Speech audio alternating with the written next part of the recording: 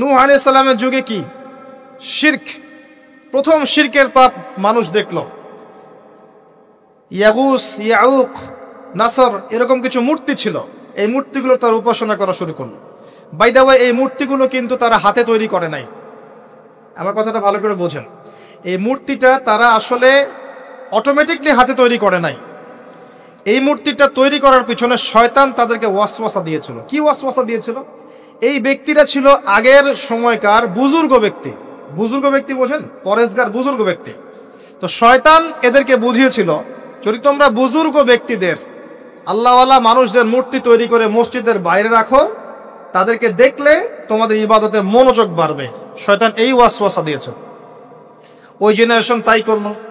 ওই জেনারেশন যখন চলে গেল, পরের প্রজন্মকে শয়তান ওয়াসওয়াসা দিল, আরে মসজিদের বাইরে কেন, ভেতরেই রাখলে হয়।